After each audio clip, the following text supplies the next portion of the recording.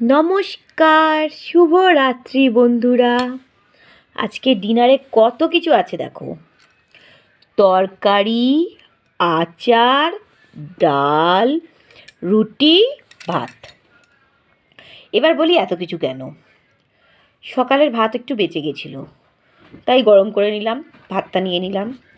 এখন মাছের তরকারিটা রাতে বানালাম। সিম, পেঁয়াজকালি, মাছ, আলু, পেঁয়াজ দিয়ে একটা মাখা মাখা তরকারি বানালাম। সঙ্গে আছে আচার। আমার রুটি দিয়ে আচার খেতে ভীষণ ভালো লাগে। মুগ ডাল, এটা অবশ্য সকালের। আর তার সাথে দুটো রুটি। শীতকাল তো, আমার ভাত খেতে পারি না, আবার আমার না ঠান্ডায় প্রচুর অ্যালার্জি হয়, খুব কষ্ট হয়, তাই আমি রুটি নিলাম।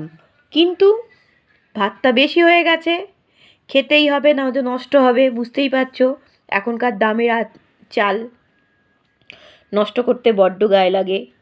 সেই জন্য একটু ভাতও নিয়ে নিলাম। এখনও একটুখানি ভাত পড়ে রয়েছে, আর খেতে পারবো না। এই হলো আমার আজকের ডিনার। তোমাদের ভালো লাগলে লাইক, কমেন্ট, শেয়ার করো কিন্তু। ভাত আর রুটি একসাথে কিন্তু খেতে ভালোই লাগে। বাইরে যখন বেড়াতে যাই না, তখন ওরা ভাত রুটি দুটো মিক্সড করে দেয়। সেগুলো কিন্তু ঠান্ডার জায়গাতেই দেয়, সেখানে ভালো লাগে। বাড়িতে কেন জানি না শীতকাল হলে ভাত খেতে ইচ্ছে করে না। মনে হয় সর্দি বেড়ে যাবে, মনে হয় মাথার যন্ত্রণা হবে। তাও শীতকালে একটু গরম জল খাওয়ার অভ্যেসটা তো করব।